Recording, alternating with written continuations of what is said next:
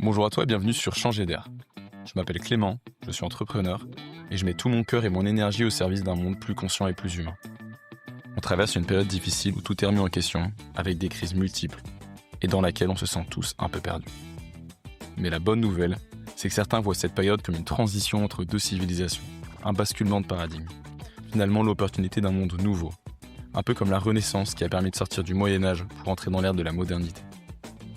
Pour cette deuxième saison du podcast, on a décidé de travailler avec We Are One, la communauté des leaders engagés à faire émerger une civilisation consciente et juste. Ensemble, nous partons à la rencontre de celles et ceux qui imaginent et créent ce nouveau monde pour comprendre ce changement de civilisation, pour t'aider à trouver ta voie et pour partager les clés pour agir. Alors, prêt à changer d'air ? Bonjour Stéphane. Salut Clément. Écoute, je suis très heureux d'être avec toi aujourd'hui, comme je te l'ai dit, pour deux raisons. Parce que quand on s'est appelé, qu'on a discuté, j'ai senti qu'il y avait une connexion des esprits et que voilà, ce que tu m'as dit m'a inspiré. J'avais envie de le partager sur ce podcast. Et la deuxième raison, c'est que ça fait longtemps que l'argent est un sujet que j'ai envie de creuser. Après la nutrition, le sport, plein de choses. Et donc, quand Charles m'a dit, écoute Stéphane, il est génial, il va te parler d'argent sur plein de sujets. Enfin, il connaît, il a fait des formations avec le Ponte du Monde sur l'argent.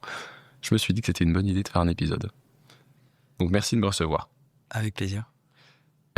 Stéphane, t'es entrepreneur, t'es dirigeant. Tu me disais avant que t'étais autodidacte, donc on va même pas parler de ta formation. T'es dirigeant d'une boîte qui s'appelle Essentiel Info, dont tu nous en diras plus après. Tu fais des formations et des sensibilisations sur l'argent. Et plus globalement, je dirais que t'es engagé à éclairer les consciences, à faire... tu me parlais d'économie à visage humain. T'es vraiment engagé pour que l'humain se développe et qu'on grandisse tous et qu'on devienne tous qui on est. Avant de parler un peu plus de toi, est-ce que tu peux me dire pourquoi est-ce que l'argent c'est un sujet important ? Écoute, ça a été important dans ma vie parce que je l'ai repoussé pendant longtemps et je me suis pendant très longtemps comporté comme si c'était dangereux d'avoir de l'argent en fait. Et donc le bon côté de ça, c'est que ça m'a maintenu dans une sorte de situation d'urgence. Donc ça m'a laissé sur le qui-vive. Et l'inconvénient de ça, c'est que c'est pas très porteur de sécurité. Pour moi, en tous les cas, ça m'a mis dans des situations qui n'ont pas toujours été des situations que j'ai voulu. Donc, à un moment, mais il n'y a pas très longtemps, puisque j'ai 55 ans et c'était il y a 3 ans seulement, j'ai été suivre une masterclass, la dernière, avec Peter Koenig, qui effectivement apparaît comme étant une des personnes à avoir plus réfléchi sur la manière dont l'argent dans nos vies nous agit et les croyances surtout qu'on a sur l'argent, la manière dont ça nous conduit.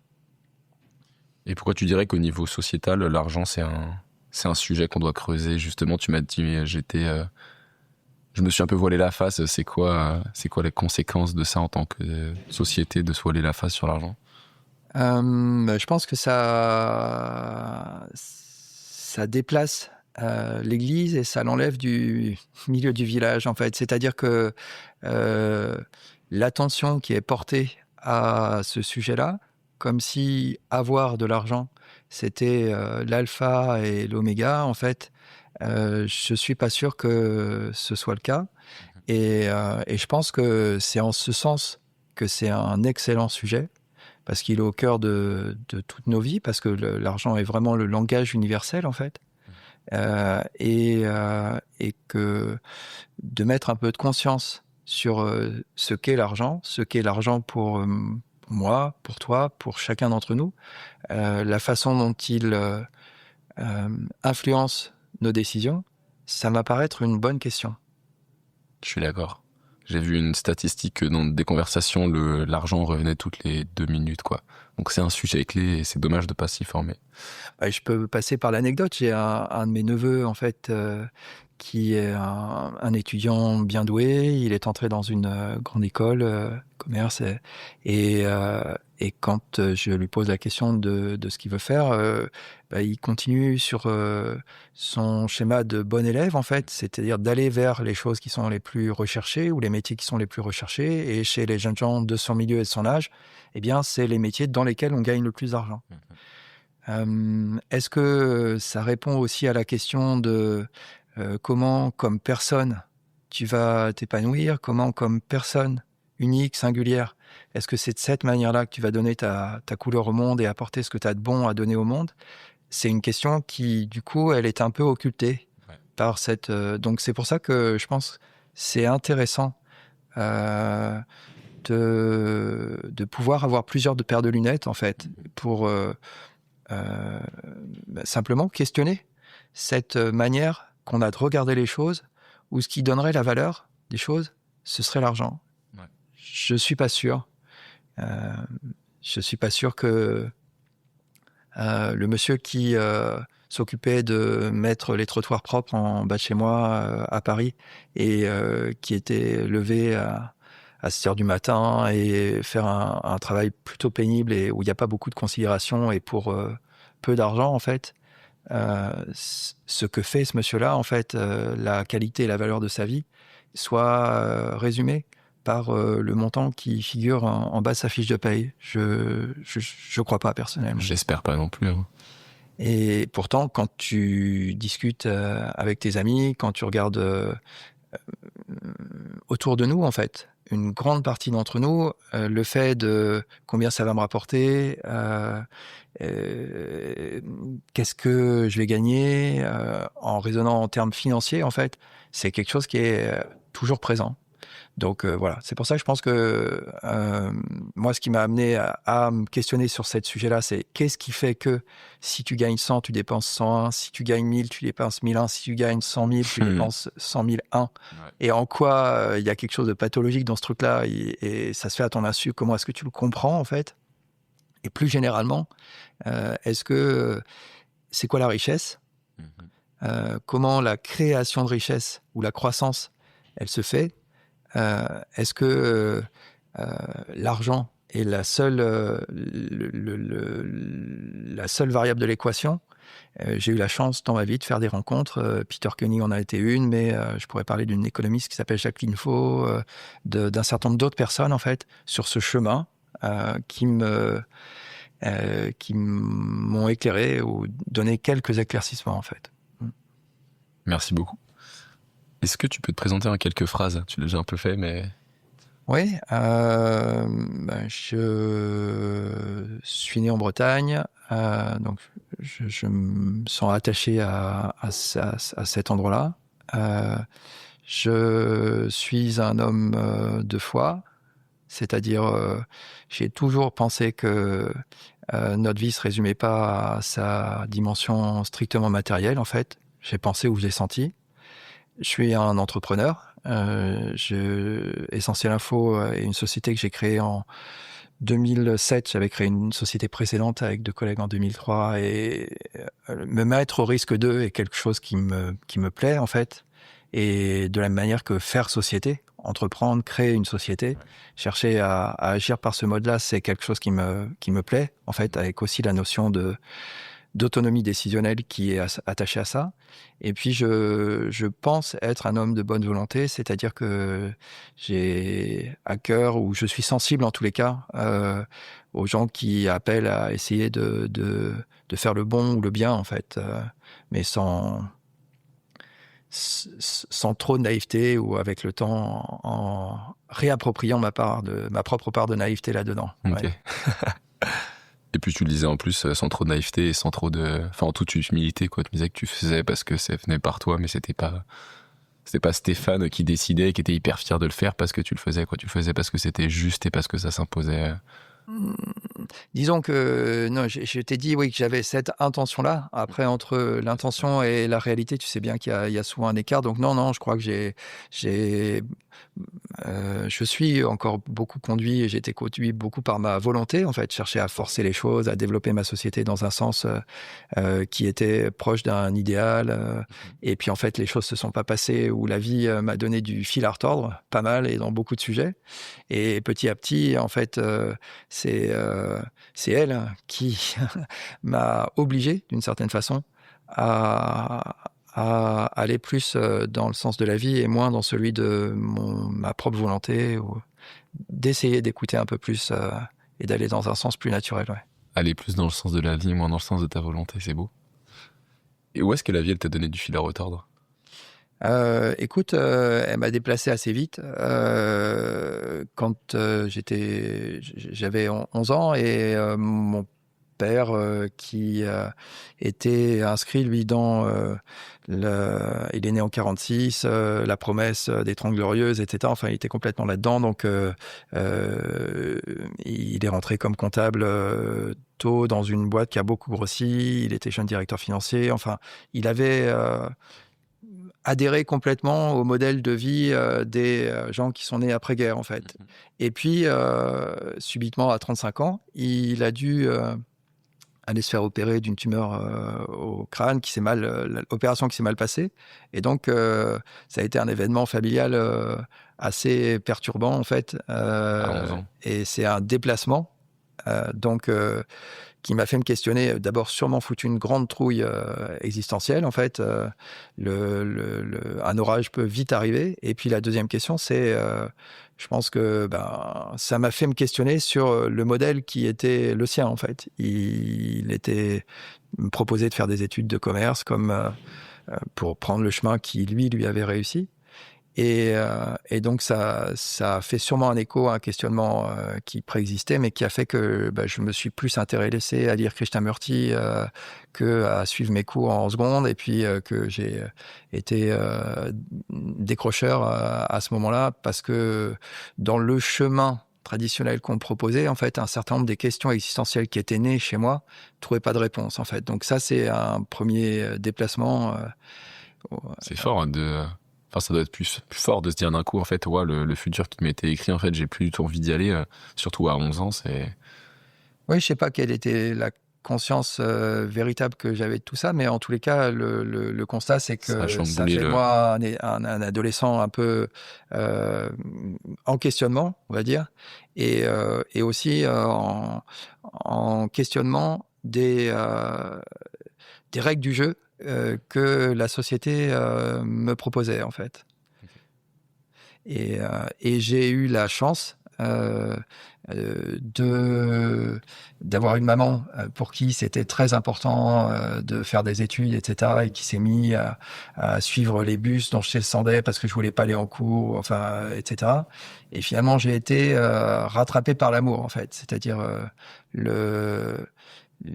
je comprenais pas pourquoi il fallait y aller, mais par contre, je sentais que je pouvais pas faire défaut à l'amour que cette femme mettait dans le fait de me mettre dans ce chemin-là. Donc j'ai fini par faire un peu d'études quand même, et j'ai bien fait, puisque la fin de mes études m'a amené au Japon pendant une année. Et là aussi, ça m'a déplacé, parce que dans un stage, en rentrant avec les jeunes japonais, ils rentrent par cohorte dans les entreprises, en fait, et tous ces gars-là qui étaient beaucoup mieux diplômés que moi, qui avaient fait les meilleures universités japonaises, qui avaient fait des MBA prestigieux, etc., rentraient. On a eu la chance, avec un autre étudiant, d'assister à leur période de formation pendant quelques mois, et à l'issue de ça, eux, ils ont été envoyés tous sur le terrain, c'était une banque, mais dans des agences, à faire des boulots modestes et à reprendre le travail depuis le terrain, en fait. Okay.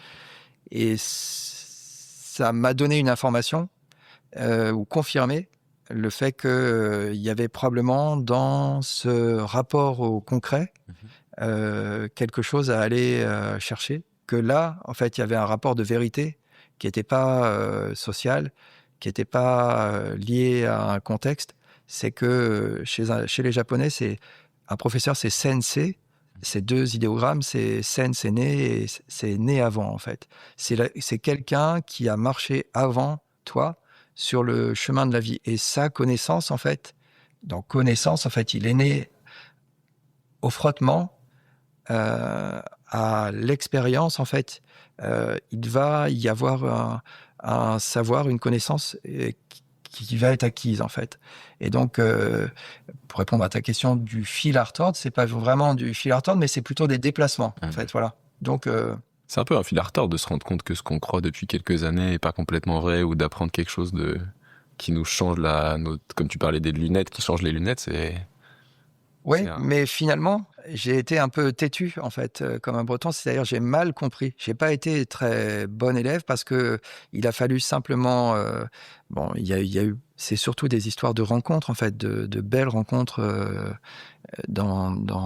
ouais, sur mon chemin, en fait.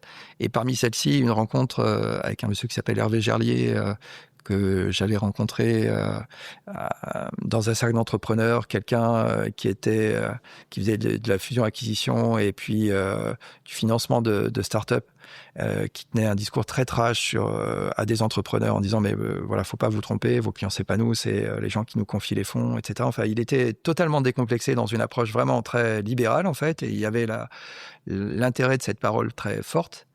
Et on était quand même un certain nombre à avoir été un peu déplacés ou questionnés par cette intervention. Et dans la file de la dizaine de personnes qui venaient après la conférence pour lui poser des questions, je me trouve à côté de quelqu'un avec qui on a un échange. Et puis, ce monsieur me demande assez rapidement si j'étais sur Paris, etc. M'a proposé qu'on se revoie. Et moi, je travaillais à mon compte depuis déjà presque une quinzaine d'années en fait. J'ai eu la sensation ce matin-là par l'attention qui était dans sa présence que je passais un entretien de recrutement, et finalement c'est quelqu'un qui m'a présenté et fait entrer dans une association qui s'appelle EVH, le réseau des entreprises vivantes par et pour des hommes vivants. Et dans cet écosystème extrêmement riche où des gens qui sont en responsabilité de direction d'entreprise se posent la question de savoir comment leurs entreprises et les personnes qui la constituent sont plus vivantes, c'est-à-dire sont plus dans le fil de la vie. J'ai eu la chance de faire des rencontres très nourrissantes, dont une avec Jacques Lefebvre, qui était un des cofondateurs. Jacques a travaillé beaucoup sur la question de c'est quoi les tripes dans tête, cœur, tripes, et notamment en s'intéressant beaucoup à la neuroscience et à la manière dont nous construisons tous des cinémas. Enfin, nous avons un cinéma intérieur en fait, et que les représentations qu'on se fait du monde nous agissent beaucoup. Et la distance qu'on peut prendre par rapport à ces représentations, elle est très utile en fait. Et donc j'ai mis beaucoup de temps, puisque tu vois, c'est simplement il y a quelques années, dans des échanges avec Jacques, à comprendre un petit peu mieux comment finalement nous nous déplacions sans cesse, nous nous éloignons de la vie sans cesse par la mentalisation et les représentations qu'on se fait de ce qui est vécu, et comment le fait de revenir au corps, comment le fait de revenir au concret, à l'expérience, au contact direct avec le matériel le réel, vivant, avec le réel en fait, comment ça nous façonne d'une façon qui est plus ajustée en fait. Donc du fil à retordre, en fait, sans cesse, parce que c'est moi le fil, c'est moi qui suis c'est la vie qui tordu, et la vie, c'est la croyance et la représentation que je m'en fais aujourd'hui, sans cesse, s'évertue à nous rendre plus conductibles voilà, à elle, parce qu'elle est en nous, elle nous habite en fait. Donc comment est-ce qu'on cesse de faire des oppositions à cette vie qui est en nous, qui est autour de nous, en fait, comment on cesse d'y faire obstacle. Tu vois, il y a un bouquin qui est là, c'est une proposition catholique ou chrétienne, la foi est un voyage par le pape François, mais c'est ce voyage-là dont il est question, en fait. Comment est-ce que, finalement, oui, la question de l'argent, pour revenir à ce que tu disais, oui, la question du monde matériel, du monde dans lequel on vit, en fait, et dans lequel l'argent est un outil très précieux. C'est une réalité, c'est la réalité. Et comment en même temps notre expérience n'est pas réduite à une appréciation seulement matérielle en fait, ou matérialiste. Ce que tu dis sur la foi est un voyage, on en parlait un peu avant, c'est aussi dit d'une autre manière par les bouddhistes, c'est aussi dit d'une autre manière par plein de philosophies, quoi. Enfin, de dire que la vie est... Oui, c'est une question qui m'a beaucoup intéressé. C'est pas uniquement catholique, quoi. Exactement. C'est un truc qui est redit par plein de gens. Oui, j'anime une équipe qui s'appelle d'une association qui s'appelle Foi pour entreprendre, en fait, et qui réunit des dirigeants juifs, des chrétiens et des musulmans, en fait. Et comment effectivement, chacun d'entre nous, derrière au-delà du narratif, en fait, qui est celui de la tradition spirituelle dans laquelle les uns et les autres on inscrit notre vie, parce qu'après tout, on est en France, parce qu'après tout, le fait de faire une pause ou de se mettre au contact de ce qui palpite en nous, ça peut se faire sur le banc dans un parc. Ouais. Ça peut se faire à l'intérieur d'une église qui, dans notre pays, font partie des lieux calmes. Mais si on est au Maroc, ça va se faire ailleurs et partout sous d'autres latitudes. En fait, finalement, qu'est-ce qu'il y a de commun à ça ? Foi pour entreprendre, en fait, qu'est-ce qu'il y a de commun ? C'est quoi la racine ? De quoi est-il question par-delà les croyances, en fait ? D'être chrétien, c'est d'adhérer à une certaine représentation, à une histoire. Musulmans, juifs, c'est la même chose, même s'il y a une dimension très communautaire. C'est-à-dire, dans ce groupe-là que j'anime, un des dirigeants juifs citait Françoise Verny en disant « Dieu n'existe pas, mais nous sommes son peuple ». En fait, il y a une dimension qui est encore un peu différente. C'est vrai, religions, cette histoire de communauté, je pense, non ? Oui, sûrement. On est tous... Sûrement le poids de la tradition, une certaine... Mais là, moi, je parle en fait de spiritualité plus que de religion, en fait. C'est-à-dire, il y a, je pense, à distinguer de l'institution et l'histoire et les dogmes. Voilà, dans religere, en fait, il y a ce qui relie les hommes, mais ça, c'est ce qui est humain, et l'Église existe, mais il y a une réalité dans qu'est-ce qui nous tient liés à la vie, en fait. Et, alors, ça a l'air de nous éloigner un peu de ta question sur l'argent, mais je pense que c'est une digression qui la met en perspective, en fait. C'est-à-dire, tiens, mais finalement, est-ce que l'argent est un moyen d'échange ? Comme c'est le cas dans Market Theory, en fait, il y aurait un paradigme de rareté. Le paradigme dans lequel on s'inscrit, c'est Jacqueline Faul, l'économiste dont je te parlais, que j'ai eu la chance de croiser sur mon chemin, qui m'expliquait que c'est un sous-ensemble, en fait. Elle travaille à une oeconomisma, où il y aurait, c'est quelqu'un qui était professeur émérite à la Sorbonne, qui a créé le premier 3e cycle sur l'entrepreneuriat et qui s'intéressait beaucoup aux entrepreneurs qui étaient Yvon Gattaz, qui était De Koninck, et puis un troisième dont on peut moins parler aujourd'hui, mais qui étaient des gens qui représentaient l'entreprise patrimoniale, c'est-à-dire des gens qui détenaient, qui étaient propriétaires de l'entreprise, qui s'inscrivaient dans une histoire, en fait. À la différence des entreprises capitalistiques, qui sont, elles, où il y a une dichotomie entre les dirigeants et les propriétaires, en fait. Et donc, et elle m'a ouvert à cette différence. Et dans l'entreprise patrimoniale, en fait, plus souvent, il y a l'oeco et nomisma. Oeco, c'est le foyer. Okay. En fait, et dans la création de richesse, on distingue ce qui est le moyen de l'échange, la monnaie. Okay. Donc, mais il faut remonter plutôt à Aristote pour la voir comme ça, en fait, comme un instrument de reconnaissance de ce qu'il y a pour rétablir un équilibre ontologique, en fait. Si c'est une croyance, le fonctionnement de l'univers, du cosmos est régi par des lois, eh bien, si, c'est un deuxième si, ça fait beaucoup dans une même phrase, mais ça pose bien le fait que c'est une représentation et c'est pas la vérité. Je suis conscient que c'est un modèle, en fait. C'est un modèle, ouais. S'il y avait une loi de l'équilibre ou de l'harmonie qui fait qu'il y a des polarités, quand ça va un moment dans un sens, il faut que ça aille dans l'autre, comme s'il y avait des choses cycliques. Eh bien, si c'est le cas, à ce moment-là, en effet, probablement il y a de la justesse à ce qu'il y ait du donner et du recevoir. Et d'ailleurs, si on écarte la question de l'argent, et si on se pose nous-mêmes la question dans beaucoup de situations de vie, du fait que, est-ce qu'on est attentif à ça ? Je reçois, finalement, est-ce que j'ai eu des professeurs ou des parents, des gens qui m'ont beaucoup donné, qui m'ont beaucoup partagé ? Est-ce que le fait d'éprouver de la gratitude, de nommer, de reconnaître ce que j'ai reçu, en fait, ça nous semble pas une façon bien naturelle de rétablir un équilibre, en fait. Ouais, c'est vrai. Le simple fait de reconnaître serait une sorte de don. Ça apparaissait pas un don, c'est pas la personne m'a donné tant de temps, donc je le rends du temps, mais je le fais comme tu dis, d'être reconnaissant de ce temps et de ce que tu as reçu, c'est déjà une manière de rétablir l'équilibre. Oui, J'ai l'impression. Enfin, je suis d'accord, je suis tout à fait d'accord. Tu vois, il y a beaucoup En tout cas, c'est une première manière déjà à peu près évidente pour le faire. Ouais. On est sensible à ça, beaucoup d'entre nous, en fait. Simplement, on a des amis.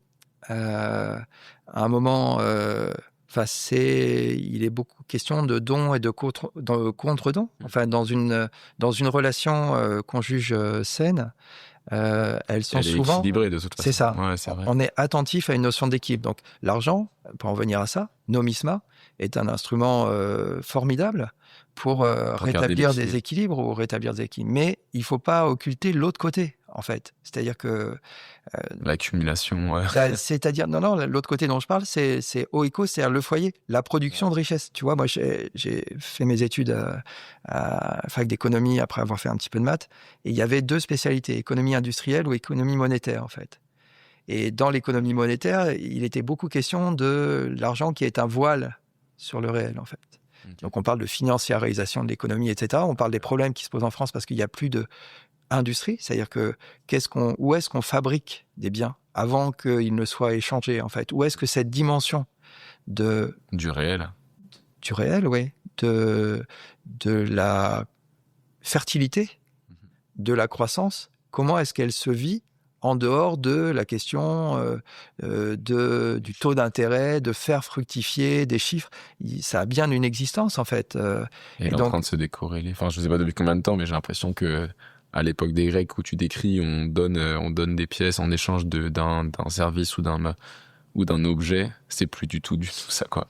Ben, en fait, Jacqueline m'a expliqué que dans cette tradition qui s'inscrit à la suite d'Aristote, il y a Adam Smith, en fait, qui, dans La richesse des nations, a été un peu mal compris, puisqu'on parle beaucoup de la main invisible chez Adam Smith, mais dans Adam Smith, il y a surtout quelque chose de très important qui est passé un peu inaperçu, qui s'appelle productive power, en fait. Adam Smith s'intéressait à la manière dont une nation, c'est-à-dire un ensemble qui est une zone monétaire, donc un endroit dans lequel Nomisma, l'outil qui est reconnu comme permettant d'échanger ou de rétablir des équilibres est le même, en fait. Comment, à l'intérieur de cette zone, il y a une richesse qui se crée. Et Jacqueline Faux, en fait, à la suite de ces penseurs que sont Aristote, Smith, Ricardo, en fait, s'inscrit là sur le fait que, eh bien,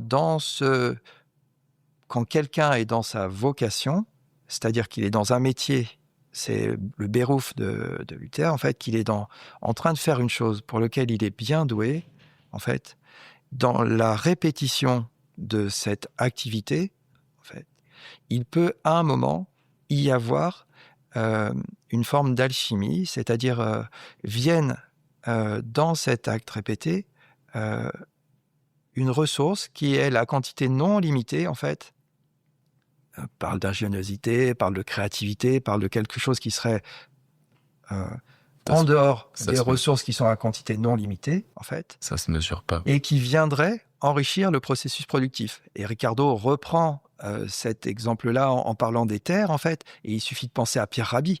Pierre Rabhi, si vous connaissez un peu son histoire, en fait, ne pouvait pas obtenir de prêt bancaire parce qu'il a voulu s'installer, il a acheté une terre qui était jugée extrêmement aride, etc. Et en réalité, cet homme-là, par sa détermination, par sa volonté de faire de cet endroit hostile un endroit fertile, en fait, a développé une ingéniosité, un savoir-faire dans la manière de rendre ce lieu prospère, au point que ces outils-là, il les a après ramenés dans la terre dont il était originaire, c'est en Afrique, dans des endroits où effectivement, c'est pas la Beauce ou les plaines de Champagne où c'est plus difficile, en fait. C'est bien, à mon sens, une démonstration. Il a réussi à rendre cette terre fertile. Ouais.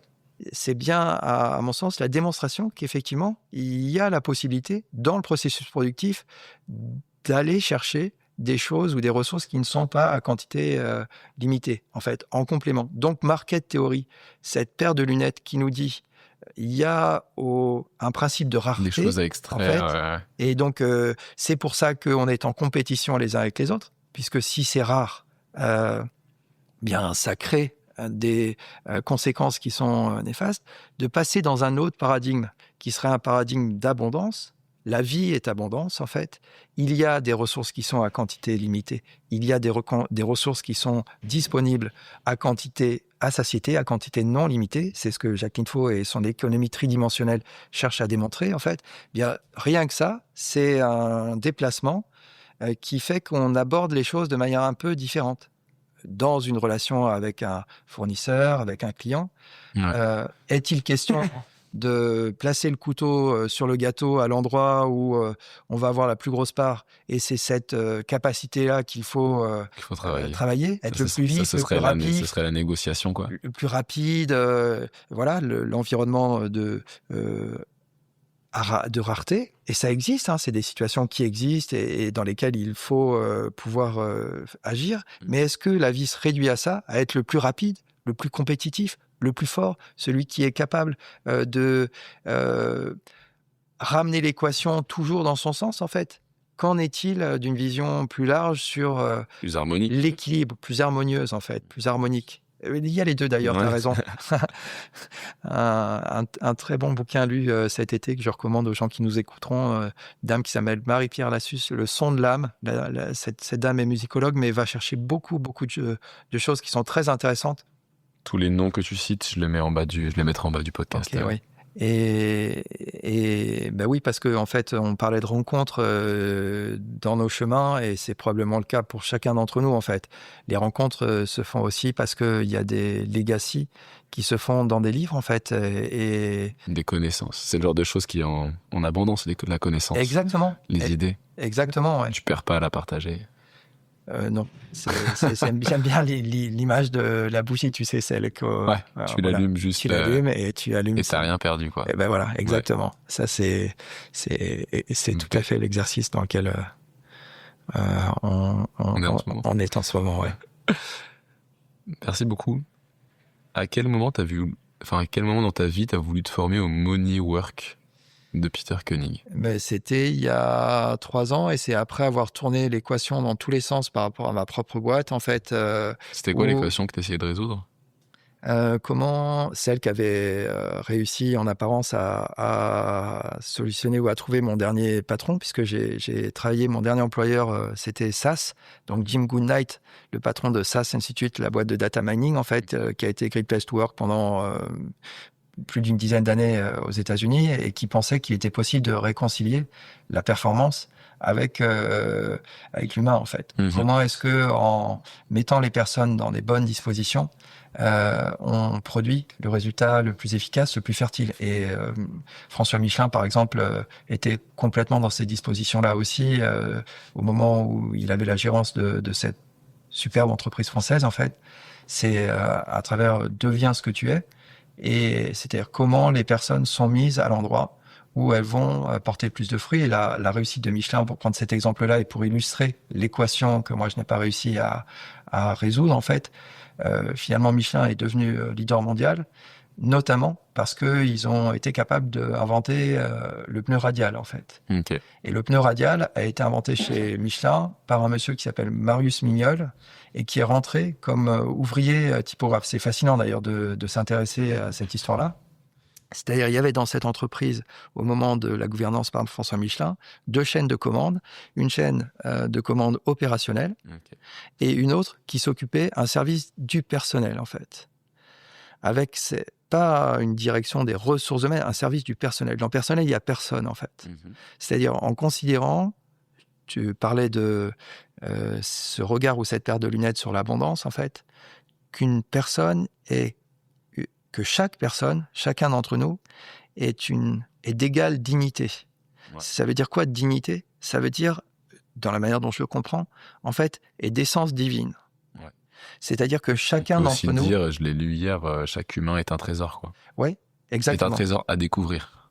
Ouais, exactement. Et en fait, c'était le rôle de ce service du personnel, et Michelin a probablement découvert un certain nombre d'autres trésors, et beaucoup, puisque un des responsables des RH de ce temps-là a écrit un bouquin sur des itinéraires 3 étoiles, et on voit comment l'organisation dans son ensemble était orientée à découvrir des trésors, en fait.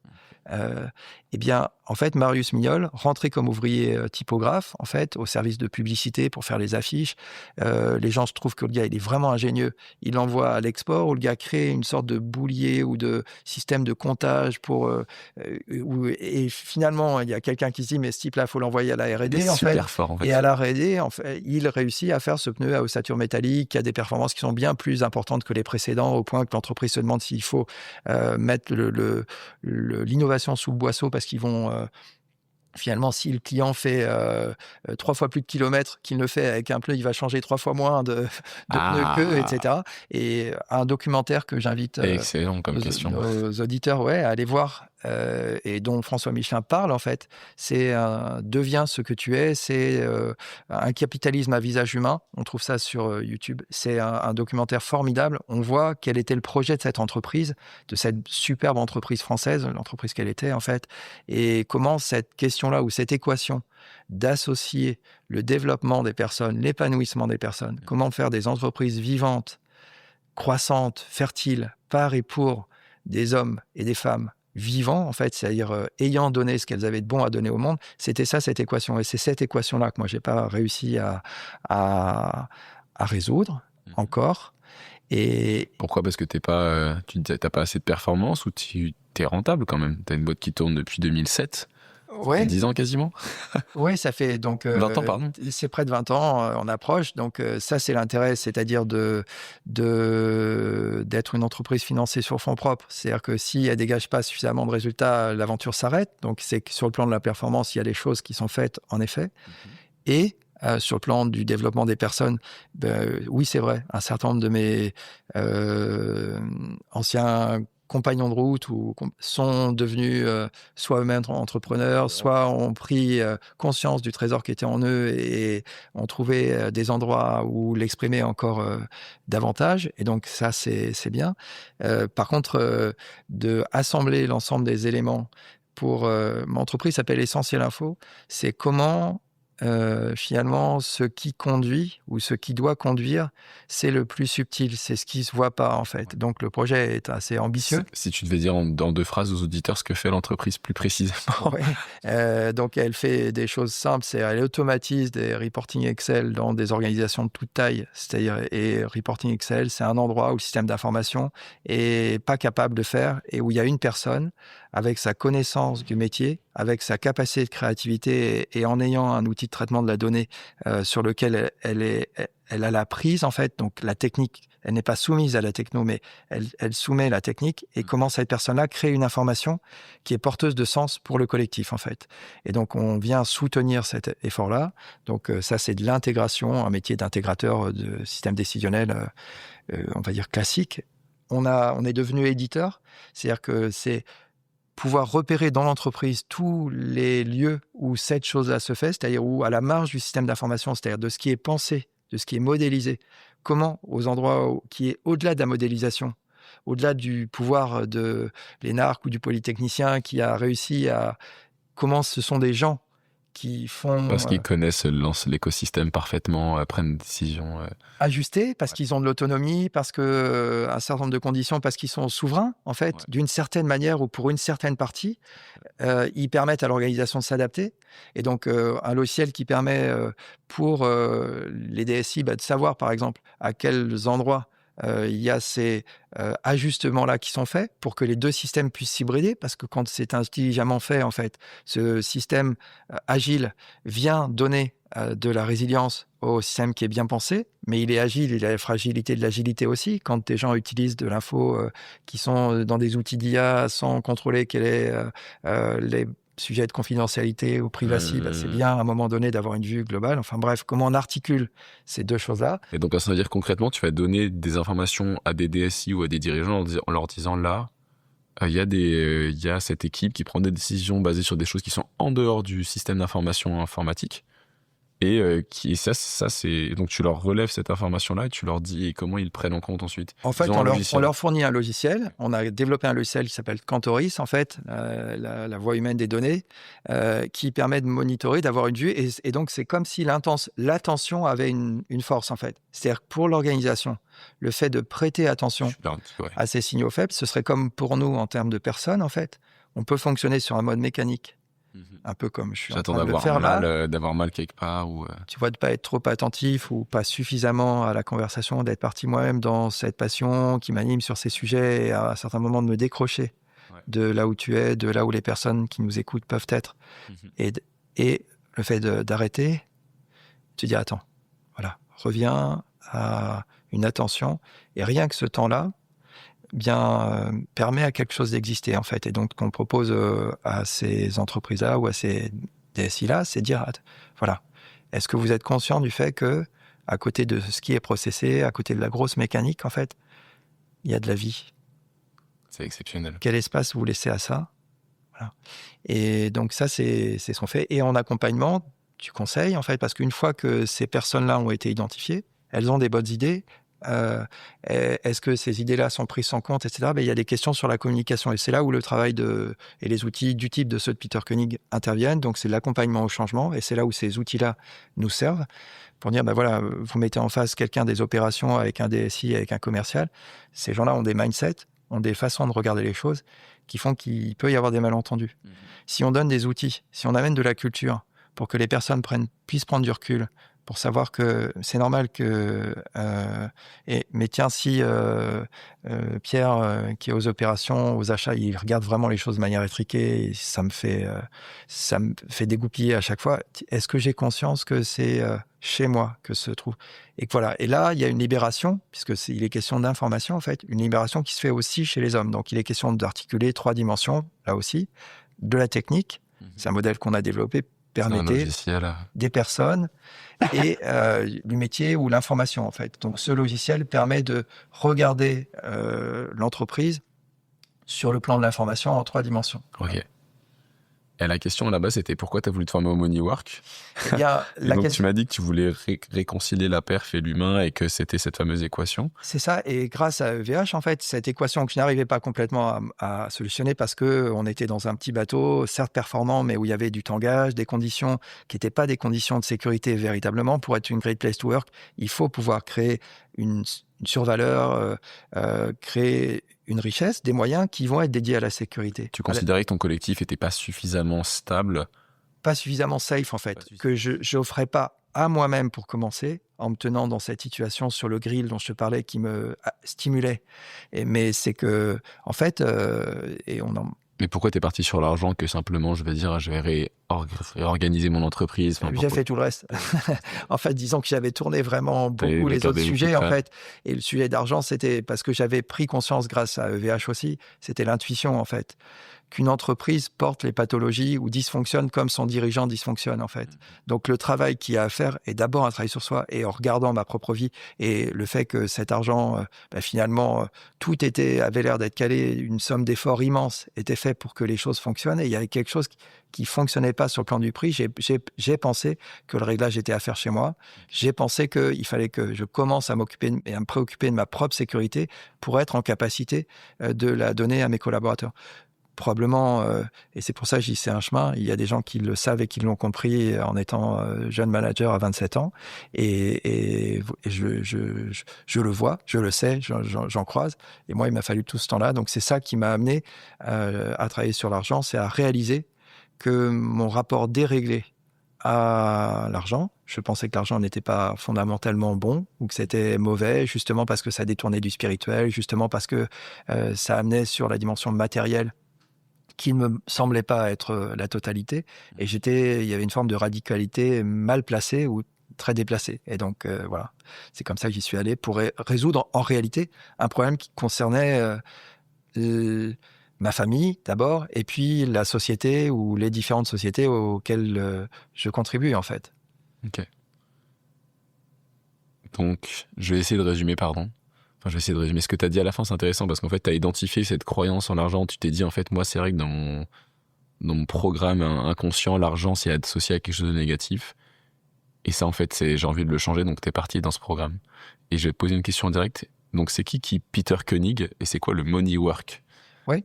Donc Peter Koenig est un homme qui a grandi en Angleterre, qui vit en Suisse maintenant, qui a fait partie des premiers consultants dans les années 80, des gens qui travaillaient sur le développement personnel, sur la communication, sur les visions, en fait, et visiblement en ayant rejoint les pionniers du consulting en Amérique du Nord sur ces sujets-là, en fait.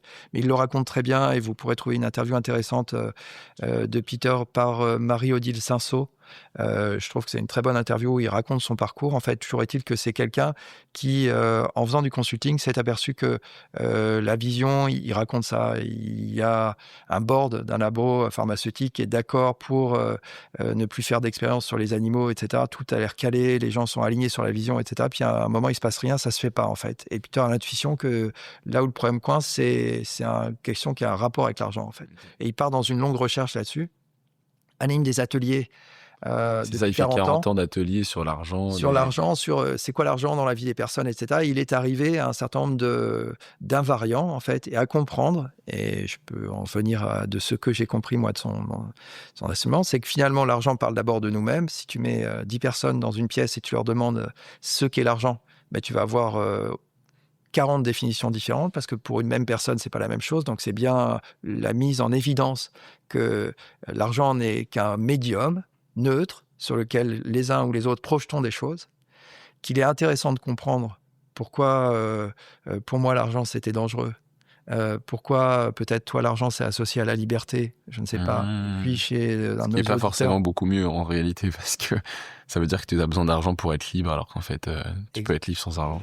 En fait, exactement. C'est ça le travail, en fait, et le fil rouge de tout ça, de tout ce qu'on se raconte. En fait, je crois que tu fais partie d'un collectif qui s'appelle We Are One, en fait, où il est question de souveraineté personnelle, en fait. Comment, en rejoignant sa propre souveraineté, comment en réappropriant dans notre identité toutes les parts de cette identité, comment finalement on connaît des gens qui ont des milliards et qui ne sont pas sûrs ou sécures, même. Qui sont Et pas comment libres, d'autres personnes, en fait, ou pas libres, et comment d'autres personnes qui n'ont pas de l'argent, en fait, peuvent vivre en se sentant sûres et sécures. C'est bien donc que l'argent est un médium, qu'il n'est pas question d'argent, qu'il est question des personnes, en fait. Et comment ce money work, pour répondre à ta question, est une manière, justement, d'utiliser ce formidable outil qu'est l'argent comme un outil de développement personnel pour réapproprier des parts de son identité qui sont inconscientes ou inconsciemment mal intégrées à sa propre identité,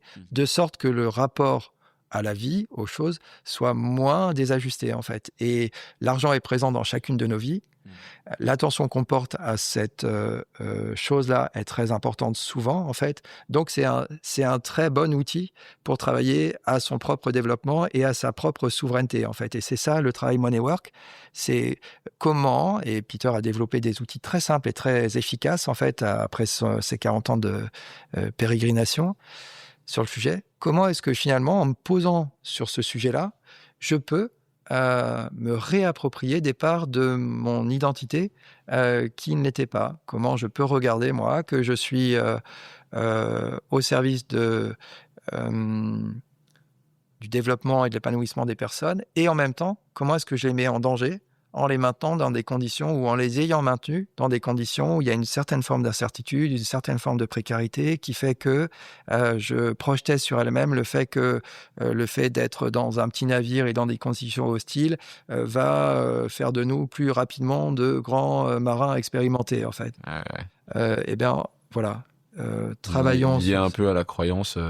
il faut avoir des difficultés pour grandir, ou c'est normal de souffrir. Exactement. Attends, t'as dit une phrase, il faut se réapproprier des parties de soi, t'as dit quelque chose comme ça? Ouais, de sa propre. Qu'est-ce que ça veut dire concrètement? Ou dans ton exemple, dans ton cas, ça veut dire quoi, se réapproprier une partie de quoi? Eh ben, ça veut dire que peut-être il y a une idée qui est un modèle, un schéma qui est pratique, en fait. C'est de se dire que on est, chacun d'entre nous, à toutes les couleurs, en fait. On est tous tout. On peut être quelqu'un d'intègre ou d'honnête, par exemple, et puis on peut être menteur. Peut-être que un vieux curé qui avait une vie droite et se méfiait du mensonge, en fait, quand des Allemands viennent chez lui pour rafler des enfants qui sont dans sa cave, que cet homme-là sache convoquer la part de lui, qui est un merveilleux menteur, en fait, c'est tout à fait important, en fait. Et comment la justesse, c'est pas de être que dans une couleur, mais c'est comment, en fonction de la situation, on est capable de appeler la bonne caractéristique qui est en nous. Comment est-ce qu'on n'est pas trop gentil? Si je suis trop gentil, on parlait du fil à retordre, il est vraisemblable que la vie me présente des personnes, des situations où vraiment à un moment, ça vienne me chercher fort, en fait. Et où je me dise, mais en réalité, j'ai un travail à faire pour dire, mais je sais aussi convoquer une colère, je sais aussi placer des limites, je sais aussi être méchant. Pourquoi pas, si c'est la polarité. Placer des limites, en effet, c'est pas l'opposition du gentil, mais un peu quand même. C'est juste pas dire oui à tout. Voilà, là, il y aurait un travail, tu vois, qui devient spécifique ou singulier, puisque chacun d'entre nous, we are one, c'est un joli paradoxe. Celui qui vous occupe, c'est à la fois irrépétibilé, comme disaient des papes, c'est-à-dire absolument singulier, unique, par son expérience, par sa constitution, etc., irréductiblement, définitivement unique et universel, en fait. Et comment, dans ce paradoxe-là... C'est incroyable. On est tous complètement uniques, en même temps, on est tous totalement liés, totalement pareils à plein de niveaux. Je trouve ça magnifique. Oui, et c'est pour ça que la relation est un formidable lieu de la réparation. C'est pour ça que l'argent, qui est un outil aussi de transaction, d'échange, peut être un formidable support pour... je valorise et je soutiens un commerçant qui fait un produit de très bonne qualité, où il est sur le marché. J'aime bien la manière dont ils sont engagés. C'est une femme qui fait des fleurs naturelles et elle vient sur le marché de Saint-Brieuc proposer des bouquets qui sont superbes avec des essences de fleurs qu'elle confectionne ou qu'elle fabrique elle-même dans son champ. Elle vend ça à 10 €. Bien sûr que le fait d'aller lui acheter un bouquet de fleurs, c'est au-delà de la transaction il y a 10 € qui sortent de ma poche et il y a 10 € qui rentrent dans la sienne, en fait. Et chacun d'entre nous fait ça, bien sûr. Ouais. Mais quand on peut mettre cette conscience-là sur ce dont il est question, qu'est-ce que nous sommes en train de faire, en fait? Est-ce qu'il est question d'aimer, par exemple? Et comment l'argent peut venir signer ça? Pourquoi quelqu'un qui a une bonne estime de lui-même, qui s'aime bien, va plus facilement pouvoir redemander un salaire qui est important? C'est ces questions-là sur lesquelles il est intéressant de mettre de la conscience, en fait. Et pour s'unifier, simplement. Donc, c'est ça l'enjeu de ce formidable travail. Ouais. De ce money work. C'est quoi les croyances un peu limitantes qui sont répandues sur l'argent? Toi, tu disais... tu avais pris ton exemple de l'argent, c'est mauvais. Il y en a qui associent l'argent au mauvais. Donc, en fait, quand tu associes ça, tu vas toujours te limiter inconsciemment à ne pas en avoir trop. Oui, c'est quoi les autres croyances classiques? Si tu veux, c'est que l'argent... quand il y a de la conscience qui est mise sur le fait que l'argent peut être un formidable outil pour créer sa propre liberté, avec une intention, ça peut venir tout à fait au service de ça. Donc, soit tu as de l'argent parce que tu as plutôt une acception positive de ce que c'est, en fait. Soit tu es dans un réflexe différent. Tu as une appréhension négative de ce qu'est l'argent. C'est dangereux, c'est associé à des conflits dans la famille, c'est sale, etc. Et tu vas plus avoir tendance à le repousser. Soit c'est un mix des deux, tu es dans une machine à laver, tu cours après et tu le rejettes, en fait. C'était plutôt mon cas, en fait. Ouais, okay. Et t'en fabriques et puis en même temps, tu le rejettes parce que ce serait dangereux. Donc ça, semble-t-il, c'est les grands schémas. Mais encore une fois, le sujet est moins l'argent que les personnes, en fait. Donc comment est-ce que tu rentres dans un travail où tu utilises ton rapport à l'argent pour comprendre quelles sont les parties de toi, pour aller chercher Jung, en fait, quelles sont tes parts d'ombre qui ne sont pas réappropriées, qui sont inconscientes, de sorte que, revenu à la lumière, à ta propre conscience, t'es moins agi, comment dirais-je, à ton insu, à l'insu de ton plein gré, comme dirait notre ami, qui courait sûrement un peu après l'argent, et qui... voilà, et on en oublie un certain nombre de choses derrière ça. Donc, mais sur les grands schémas, le schéma général, c'est que Money Work invite à un travail personnel, en fait.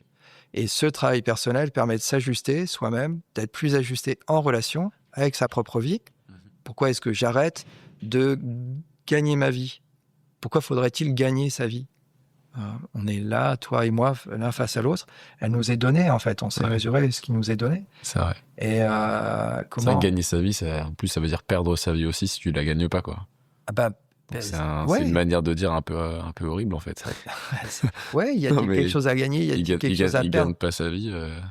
En fait, est-ce que c'est possible par l'escalier des réappropriations? Parce que le Money Work, c'est comprendre quelles sont les projections, puis après faire un travail dit de réappropriation de ces pardons, puis de retrouver, pour le coup, alors de se débarrasser de la peur, souvent. Parce que l'argent, une peur qui est c'est la peur d'en manquer, en fait. Okay. Donc, et ça renvoie à une peur, ça. Et donc, si tu es animé par la peur, enfin, toi et moi, nous le savons, on en parlait, et c'est dans toutes nos vies, ça, à certains moments, le vide, ça peut foutre la trouille. Ça fout la trouille. Donc, comment est-ce qu'on travaille sur cette peur-là pour être agi autrement? Et c'est un autre travail de Peter Koenig, et c'est comme ça que moi j'y étais arrivé, par le travail sur la source, en fait.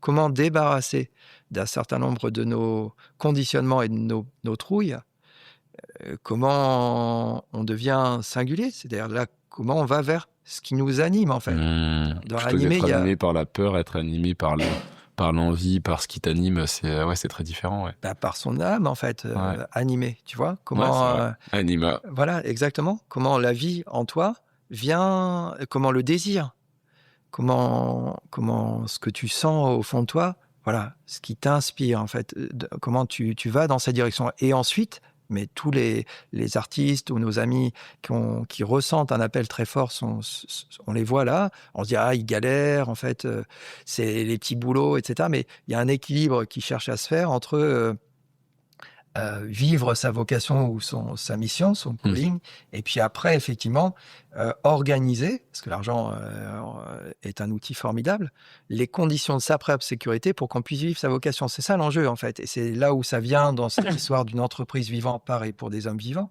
Ouais. Comment on n'est plus conduit par des faux trucs, en fait, par nos peurs, par exemple. Dans les faux trucs, il y a ça, les rêves qui n'ont pas de sens, de toujours en vouloir plus, les peurs de manquer, Ça va se nicher à différents endroits chez chacun d'entre nous. C'est des constructions mentales, c'est des parts d'ego, en fait, qui sont pas soi, en fait. Et c'est ça en quoi, enfin, je crois, quand on dit que la foi est un voyage, si la foi, c'est de vivre d'une façon qui est ajustée au souffle qui nous habite, en fait, alors oui, c'est un voyage continu, quoi. Mais je crois que c'est ça le voyage auquel nous sommes invités. Il y a différents outils. Enfin, c'est ma croyance, pour le coup. Je crois que nous sommes invités à ce voyage-là. Moi, j'ai cherché des outils dans ma vie, beaucoup. Sur l'argent, j'ai trouvé les outils de Peter Koenig qui m'ont semblé très utiles. Et aujourd'hui, finalement, je propose ce travail-là, puisqu'il me semble que ce qui me rend légitime à le faire, c'est que dans ma propre vie, il a porté du fruit, en fait. C'est quoi alors, si tu devais un outil ou un exercice, parce que tu as parlé de se reconnecter, mais là, l'auditeur, il écoute cet épisode, ou il veut arrêter, ou même moi, dans mon train de retour, comment est-ce que j'identifie, enfin, c'est quoi le premier exercice ou le premier outil que tu proposerais? Le premier exercice, c'est déjà de se faire un petit travail d'introspection, de prendre conscience des conditionnements, des choses qui ne nous appartiennent pas en lien avec l'argent. Dans ma famille, c'était quoi l'argent, c'était quoi? Okay. Qu'est-ce que j'ai entendu dire sur l'argent autour de moi? Quand j'étais enfant, pour moi, l'argent, c'était quoi aux différentes étapes de ma vie? Quelles sont mes expériences marquantes avec l'argent? Et déjà, en faisant ça, et chercher à se mettre un peu à distance de ça, de voir si finalement on est OK avec ça, si on a une question brûlante, est-ce que finalement pour ce qui me concerne, le fait de tenir l'argent à distance, ça n'a pas rapport avec le fait que mon père était un jeune gars successful qui gagnait beaucoup d'argent, pour qui c'était très important comme élément de construction de sa liberté et de sa sécurité, et que la foudre lui est tombée dessus. Et moi, j'ai associé ça au fait que le fric soit... j'emploie d'ailleurs ce terme-là, tu vois, je dois pas être tout à fait amoureux comme il le faut de l'argent. Ouais. Que ce travail-là de mise à distance... Et donc tu te poses des questions un peu concrètes sur qu'est-ce que c'est l'argent pour moi, qu'est-ce que ça a été dans ma famille, et en trouvant les réponses. Typiquement avec Charles on discutait, il me disait moi l'argent, toute ma vie on m'a dit l'argent c'est fait pour être dépensé, tu vois. Ouais. Alors que moi c'était plutôt faisons attention à pas trop dépenser l'argent, quoi. Ouais. Et je trouve que rien que de trouver, identifier ça, dire ah ok c'est ça ce qu'il y a dans mon inconscient sur l'argent. Ouais. Enfin c'est ce que tu dis en fait, c'est identifier les parties toi, comment elles fonctionnent. Ouais. Et voir si c'est la croyance que tu dans les choix que je fais aujourd'hui. Enfin, excuse-moi, non je t'en prie. T'as interrompu, mais dans les choix que chacun d'entre nous fait aujourd'hui, tiens par exemple sur le plan professionnel. Je suis ici pourquoi ? Quelle est la part des motivations qui sont... c'est pour l'argent ? Quelle est la part qui est autre chose ? Quelles sont les parts de moi qui... Si je enlève la question de l'argent, en fait, quelles sont les parts de moi qui sont vivantes dans l'activité qui est la mienne aujourd'hui ? Quelles sont les parts de moi qui ne sont pas vivantes ? Ouais. Ah tiens, si cette question d'argent, elle n'existait pas, en fait, qu'est-ce que j'aimerais vivre, en fait ? Okay. C'est un peu quel métier je ferais si j'étais payé quoi qu'il arrive, quoi. Mais c'est le morning miracle en fait, tu vois. Les gens qui se disent je vais prendre 2 heures le matin, je me fais une parenthèse. Dans la vie qui est la mienne aujourd'hui, je m'autorise dans cette journée-là, comme si c'était la dernière en fait, à faire ce à quoi j'aspire vraiment. Je m'autorise. C'est le reste de la journée, si les cons d'argent, on va voir. Mais là, je m'autorise ça. Mais c'est ce genre de questions, d'invitations que je propose à l'auditeur. Pose-toi cette question-là. L'argent qui est là, si présent, mets de côté. Te pose pas encore la question de savoir qu'est-ce que ça fait pour toi. Mais voilà, tiens, regarde, qu'est-ce que tu mettrais ? T'as 2 heures là, elles sont gratuites, c'est offert dans ton dimanche ou dans ton samedi si tu es juif ou dans ton vendredi si tu es musulman. Tu vois, la journée où les traditions nous invitent à faire cesser l'hubris, là, en disant, attends, c'est pas toi qui fais tout, pause. Et la vie s'occupe du truc, t'inquiète, de toute façon, à un moment, tu seras plus là, donc... dans cet espace-là... Qu'est-ce que tu fais ? Comment tu te l'appropries ? C'est ton dimanche. Tu fais quoi ? Tu vis les habitudes, t'es dans le truc mécanique, machin, etc. Attends, c'est le dernier. C'est con, mais lundi, t'es pas au courant, il va se passer quelque chose c'est fini. Si tu savais ça, c'est quoi ? Qu'est-ce que tu fais aujourd'hui ? Je pense que c'est le genre de bonne question. Grosse question, ça. Voilà. Duquel peut-être on est détourné par toute cette place que prend cet outil d'échange. Comment est-ce qu'on en revient à l'essentiel, en fait ? Okay. Et voilà. La question qui émerge tout de suite, c'est un peu le luxe. Enfin, c'est une question excellente à se poser, c'est un beau schéma de pensée. Et ça permet potentiellement de se libérer du temps et de se dire, en fait, waouh, ma première réponse était d'aller voir mes parents, et en fait, je les vois jamais. Bon, je vais libérer du temps pour aller voir mes parents. Donc ça, c'est un peu la première marche. Dire, en fait, j'ai des choses que dans le fond, j'aimerais beaucoup faire et que je fais pas. Mais ensuite, comment... c'est pas un peu une question de gens riches, luxueux, qui peuvent dire, en fait, je vais changer de travail pour avoir un travail qui correspond exactement à moi. Est-ce qu'on peut vraiment faire ce qu'on veut et gagner sa vie en même temps ? Mais regarde, et un peu utiliser sans gagner sa vie ? Si tu le prends, si on prend ton exemple et qu'on fait juste un pas dans le raisonnement, en disant on est riche. Mettons, on est riche de notre temps, tu vois, on est riche de notre vie là pour 2 heures. On est riche dans le sens où on a de l'argent. En fait, on n'a pas un souci de salaire à la fin du mois, parce que pour une majorité des gens, si t'as pas ton salaire, tu ne nourris pas, t'as plus de maison. Regarde, pour notre journée là, ce qu'on va en faire, toi et moi là aujourd'hui. Ouais.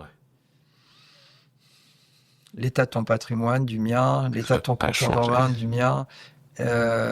Sauf éventuellement une inquiétude qui pourrait être là quelque part si jamais il y a un sujet de ce type-là, en fait. Et une inquiétude qu'on va être capable de traiter parce que c'est rien qu'aujourd'hui, en fait. Qu'est-ce qu'on va... On est riche de quelques heures qu'on a devant nous.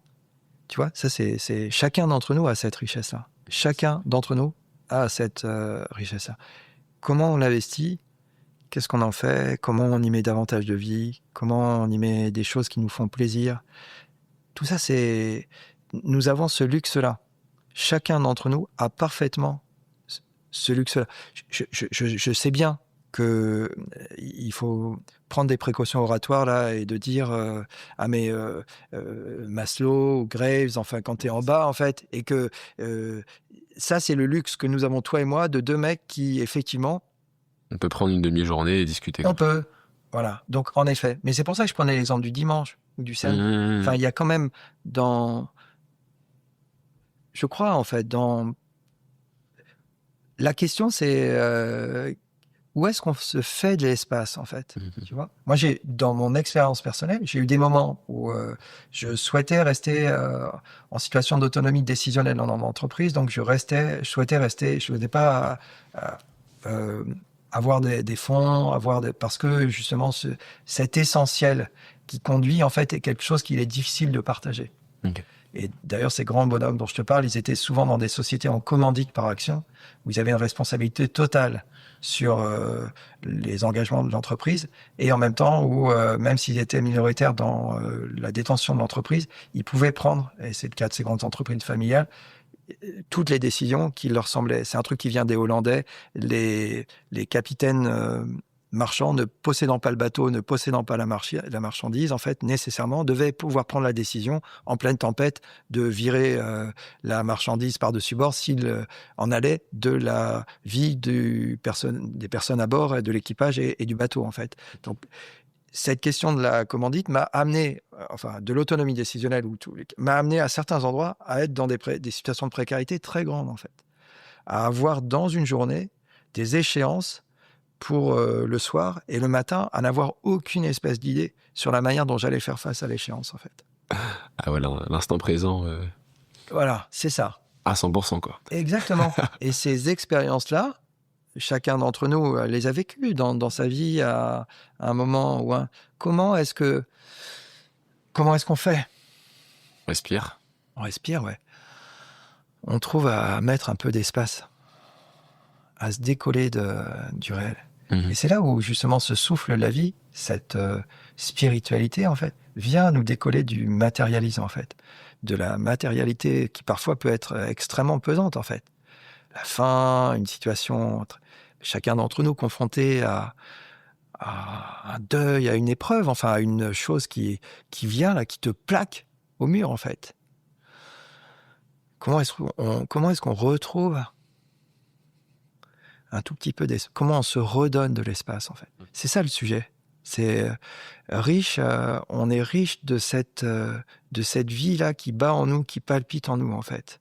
Comment, à distance, les conditionnements, les peurs, les trouilles, les injonctions, les obligations, comment un homme comme Nelson Mandela, dans la petite prison qui était la sienne, en fait, pendant 27 ans, a réussi, en étant le capitaine de son âme, en fait, à mettre à distance cette oppression du réel, en fait. Comment trouver l'espace en soi, tu vois? Et je crois que c'est là une voie, un chemin vers se réapproprier sa liberté intérieure. La souveraineté, elle est là, en fait. Donc, dans ta question sur c'est une question de riche, mais en fait, nous sommes tous riches d'un cadeau immense, en fait. La vie qui est en nous, en fait. Nous pouvons nous en parler, nous pouvons nous écouter, nous pouvons être là ensemble parce que nous sommes vivants, en fait. Est-ce qu'on a conscience? Est-ce qu'on prend mesure de ça? Est-ce qu'on le vit pleinement? C'est vraiment à cet endroit-là que je souhaite inviter les gens qui nous écoutent. C'est là où la conversation nous amène, en fait. Je crois que c'est ça. C'est de ne pas se tromper. En fait. Ouais, ok. Et je crois que c'est ce que Peter Kennedy dit. En fait, j'ai vu des milliardaires et des gens qui gagnent $1000 par mois être dans les mêmes états mentaux et dans la même peur du manque. Et j'ai vu des gens avec $1000 par mois vivre la meilleure vie de leur vie juste parce qu'ils, comme tu dis, étaient reconnaissants de cette chance, quoi. Mais oui, tournons le regard autour de nous. En fait, regardons où sont les gens qui nous inspirent, en fait. Est-ce que c'est les personnes qui gesticulent en situation de pouvoir, d'ego, etc. Est-ce que c'est et pour Franck Lobet, est-ce que c'est son grand-père debout au fond de son jardin pour chacun d'entre nous? Est-ce qu'on n'a pas une figure autour de nous qui nous inspire, qu'on trouve vivant, bien en place dans sa vie? Est-ce que c'est pas dans cette direction-là qu'il faudrait plutôt regarder? C'est ça l'invitation, en fait. Okay.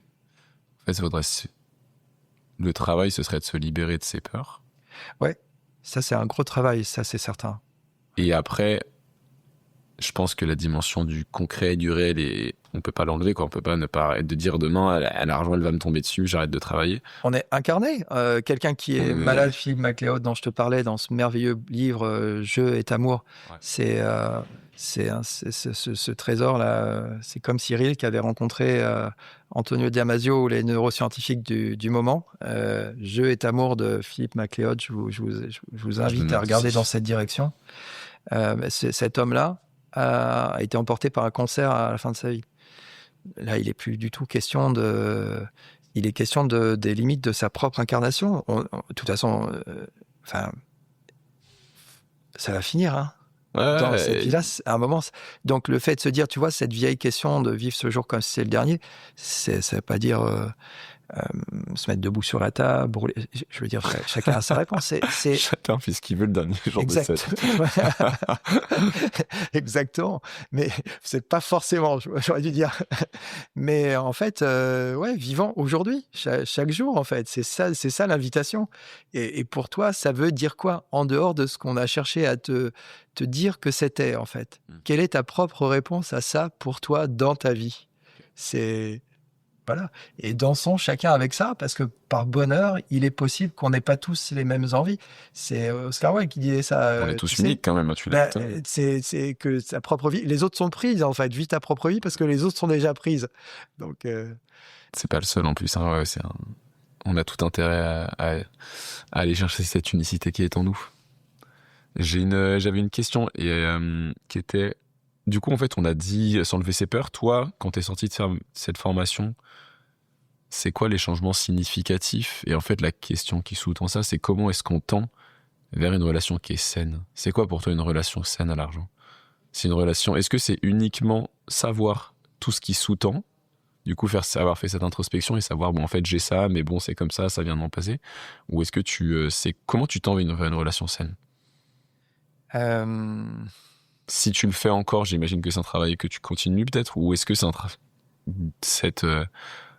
D'abord, c'est pas une formation miracle. Encore une fois, les outils que propose Peter sont des outils sur la voie de l'individuation, en fait. C'est ça le sujet. Tu disais, le vrai sujet, c'est se libérer de ses peurs, se libérer de ses attachements, se libérer de ses représentations, etc. C'est pour être vivant, en fait. C'est ça le projet dans Entreprise vivante, pareil pour des hommes vivants, en fait, ou société, mais plus qu'entreprise, société vivante. Ouais. Donc, c'est quel est le travail que les uns et les autres on a à faire. Donc, c'est comme si tu me disais, c'est quoi une vie saine? Moi, je peux te dire, pour moi, mais parce que c'est comme ça que je traduis la phrase, si tu veux, c'est probablement une vie dans laquelle il y a de la conscience, en fait. C'est-à-dire dans la manière dont j'ai un rapport avec l'argent, comment est-ce que je suis conscient de ce à quoi il me sert, en fait? Comment C'est la conscience, en fait. Ouais. Comment, par exemple, pour ces formations sur l'argent, je propose des formations. Quelle valeur ça va avoir pour chacun des personnes qui vont être là? Peut-être pour certaines, zéro, parce que les gens vont venir, la manière dont j'en parle, l'écho que ça fait chez eux il n'y en aura aucun, en fait, et ça ne vaut rien pour eux. Et une personne qui, ça met une petite graine, et qui, sur son chemin, se dit, tiens, ah ouais, ça m'a déplacé, etc. Mais peut-être que dans un premier temps, ce qu'elle va pouvoir faire, c'est participer aux frais ou reconnaître avec la participation qui lui est demandée. Et puis, si on dit, mais il y a une participation consciente, où tu es invité à reconnaître, à prendre conscience dans cette logique d'équilibre, d'harmonie, de ce que ça t'apporte et comment tu l'apportes. Comment toi-même, tu vas dépasser ta peur en disant, ah mais non, mais si je lui donne 300, c'est beaucoup trop. En fait, tu vois, finalement la relation saine, c'est une relation où à chaque moment, quand j'utilise différents outils, comment j'ai conscience de ce que je suis en train de faire, Ouais, comment par je veux exemple. faire avec conscience. Et en fait, ça rejoint ce que tu disais avant. T'as conscience de ce que tu crois sur l'argent, t'as conscience de tes peurs et de tes croyances limitantes et capacitantes, et t'as aussi conscience de ce que tu fais, t'as conscience de ce que l'autre reçoit. Oui, Donc c'est la conscience. oui, C'est drôle. je suis libre avec et sans argent. Tout à Je fait, suis ouais. heureux de te parler et d'avoir cet échange avec toi, Ouais. avec et sans argent, en fait. Et Donc, j'ai aussi conscience que j'ai besoin d'argent de temps en temps. Enfin, que j'ai besoin d'argent bien pour sûr, vivre dans ce monde-là, mais c'est pas ça qui me rend heureux, c'est pas ça qui me rend libre. j'ai conscience que l'argent peut servir mes projets. J'ai conscience que pour développer mon entreprise Pour et avoir un pour apporter impact. cette chose-là plus largement, eh bien, le fait que la valeur de ce que nous proposons soit reconnue par des clients qui sont prêts à donner de l'argent en contrepartie de ce qu'on leur apporte, c'est très important. Tout ça est très OK, en fait. Mais voilà, je ne vais pas te faire une réponse plus générale que ça. Non, mais c'est beau, merci. Et puis je trouve que c'est global. Et ça m'emmène vers ma question d'après. On a parlé beaucoup du changement de paradigme, du changement de société, je trouve que ce truc de la conscience, prendre du recul, l'introspection, il y en a de plus en plus qui croient que ce qui est en train de se passer en ce moment, et depuis 50 ans, et certainement pendant encore au moins 50 ans, l'humanité est en train de changer un peu, de prendre un tournant. Typiquement, en se posant cette question de qu'est-ce qu'il y a à l'intérieur de moi, ce qu'on sait beaucoup moins il y a 200 ans. Comment, pour toi, on parle de quoi quand on parle de ce changement de civilisation et de paradigme? Ben, je ne sais pas trop répondre à cette question parce que elle est vraiment globale et probablement que euh, j'ai- j'aurais eu tendance, par exemple, tu vois, à me réfugier. C'est mon syndrome de l'imposteur. Puis c'est embarrassant d'entendre les gens qu'on nous donne à voir beaucoup, ou les hommes politiques, par exemple, devraient avoir une réponse à tout et surtout, en fait. Ouais. Moi, je peux te dire dans ma vie, ce que ces changements-là, je vois mes filles, je vois mon neveu dont je t'en parlais tout à l'heure, et qui veut faire sa carrière dans le M&A, etc. Et je cherche à attirer son attention sur le fait que probablement cette économie de market theory, de la rareté, etc. Moi, je suis né en 70, donc j'étais plus dans les 30 Glorieuses. C'était déjà le début de la fin, si j'allais dire, ou qui s'annonçait en fait. Vous et mes enfants, mes neveux, pour les gens, on est au bout de quelque chose, c'est l'évidence en fait. Et ce quelque chose, c'est il est caractérisé, enfin voilà, chacun d'entre nous peut regarder, lire Emmanuel Todd, aller voir Boris Cyrbeil, à droite, à gauche, se faire des points de vue sur le monde multipolaire, sur tout un tas de changements en cours en fait. Mais je pense que là où, en tous les cas, moi je cherche à agir dans cette association La Foi pour Entreprendre, ben, le changement, c'est qu'effectivement, peut-être que les uns ou les autres, nous croyons détenteurs de la vérité. Je pense qu'il y a un début de bascule là-dessus. La neuroscience vient nous le montrer. Nous faisons du cinéma intérieur. C'est avéré, c'est factuellement acté en fait. Donc, quelqu'un qui rêverait en prétendant dire j'ai le modèle universel, c'est plus OK. Ouais, c'est vrai. On C'est vrai parlait. qu'une information comme ça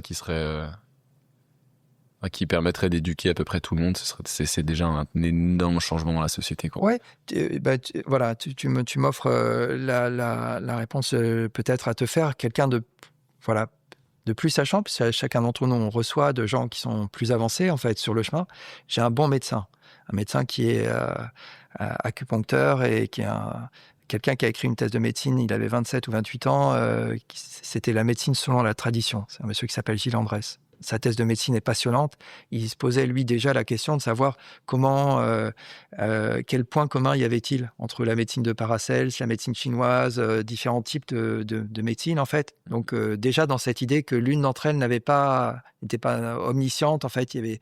Chacune avait son... En tous les cas, de quoi parlait-elle ? Parlait-elle de quelque chose en commun ? Y avait-il des points communs ? Et je lui ai posé la question il n'y a pas très longtemps, savoir qu'est-ce que, si c'était connu plus largement par la société, fait que ça aille mieux, en fait. Et il m'a dit assez rapidement et sans hésiter que les biens spirituels sont plus importants que les biens matériels, en fait. Et c'est par rapport à la perspective de notre conversation et en lien avec ta question, je pense qu'il y a peut-être ce changement-là, que nous sommes aux frontières du matérialisme, cette connaissance qui a fait le satellite Hubble, de la sécurité, qui fait que les gens qui nous écoutent, et donc tout ça est à embrasser, c'est pas à rejeter, en fait. Et on est en train de basculer, la science nous le dit aussi, à un endroit où finalement les représentations matérielles, peut-être que la matière serait du vide, principalement du vide. Que l'information serait quelque chose qui formerait la matière. Ouais. Que le verbe s'est fait chair, qui est une expression qui est ressassée beaucoup, qu'on entend dans beaucoup de traditions. Qu'y a-t-il derrière cette expression-là ? Peut-être bien que les hommes, à l'endroit où on est, on va pouvoir... on le sait que c'est vrai, quoi. Que le réel, il est constitué de vibrations et que c'est ces vibrations qui donnent la matière. Il n'y a pas de petites particules à la fin, c'est que de la vibration. Voilà, donc les atomes, probablement qu'à cette aune-là, un certain nombre de mandarinats, de situations, de faits qui sont posés là aujourd'hui, vont changer, en fait. Ça, je peux dire ça. Je pense qu'on est à cet endroit-là et que, en plus, pour We Are One, en fait, la conscience que votre génération a du fait que les recettes actuelles ont trouvé certaines limites et que chacun d'entre nous, en fait, a sa part à prendre, mais pour lui-même d'abord, de se transformer. Je pense que cette conscience-là, en tous les cas, elle est beaucoup plus largement répandue, en fait. Et donc ça, je le vois aussi. Et c'est ça l'intérêt c'est qu'il y a une génération, la génération de mes filles, nos enfants, les gens qui sont plus jeunes, en fait, ont été exposés à beaucoup plus d'informations, dont des choses négatives, mais en même temps, sur le plan de l'ouverture, de la compréhension d'un certain nombre de choses, sont plus acheteurs des narratifs anciens, en fait. Ouais. Donc, nécessairement, il y a de la place pour un nouveau récit, et c'est ça que je pense qu'il faut écrire ensemble, en fait. C'est pour ça qu'on travaille. Absolument. C'est pour ça qu'on est là. Merci beaucoup, Stéphane. Je vais te poser un peu les dernières questions, qui sont les questions récurrentes du podcast qu'on a fait avec We Are One, justement. La première, en fait, souvent, on y a déjà répondu, mais je vais te la reposer. C'est quoi, pour toi, ce serait quoi un de tes premiers sauts de conscience qui font qu'il y avait le Stéphane d'avant, qui avait des lunettes un peu grises, et quel saut t'aurais en tête où t'as changé fondamentalement? Je vais te dire peut-être une chose. C'est un voyage pendant mes études en Hongrie. Et c'est le premier voyage qui m'a déplacé, en fait. J'ai pris conscience qu'il y avait... Ça m'a déplacé. Ça fait un petit...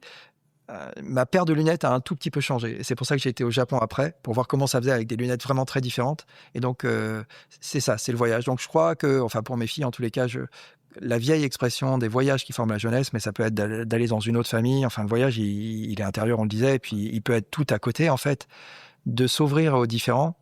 Se déplacer, en fait. Être conscient que mon point de vue, étymologiquement, en fait, ça dit bien ce que ça veut dire, en fait. C'est le mien. C'est ça. Je vois pas tout le réel, en fait. Ouais. Donc, de l'endroit dont tu regardes cette place, notre conversation, je sais qu'elle a un autre sens. Les personnes qui nous écoutent portent un regard. Voilà. Est-ce qu'on peut se déplacer les uns les autres en prêtant... en reconnaissant la valeur du point de vue de l'autre, en fait. Comment ça m'enrichit. C'est une autre anecdote. J'avais un chef des ventes dans mes premiers boulots et Maurice, il avait toujours des points de vue très intéressants sur mes dossiers, en fait. Et à certains points de vue, il avait des approches très concrètes, assez simples. Et je me dis, mais comment c'est possible, en fait? À chaque fois, et je sortais enrichi. Il voit des choses que j'aurais jamais vues, quoi. Grâce à Maurice, Ouais. et qui avait ses propres lunettes que je voyais bien, mais en même temps, il m'enrichissait de son point de vue, en fait. Et donc, ça, c'est un truc qui est une prise importante de prise de conscience. Le déplacement, l'autre point de vue, s'ouvrir à un autre regard, c'était une prise de conscience très importante, ouais. C'est marrant parce que dans ma première boîte, mon associé s'appelait aussi Maurice. Et donc, j'ai aussi mon Maurice qui avait des points de vue tout à fait différents. Il t'a déplacé un peu? Ah oui, il m'a beaucoup déplacé. Et je crois que la fois où on s'est dit, écoute, c'était même pas on n'est pas d'accord, mais c'est toi, tu l'aurais fait comme ça, moi, je le ferais comme ça.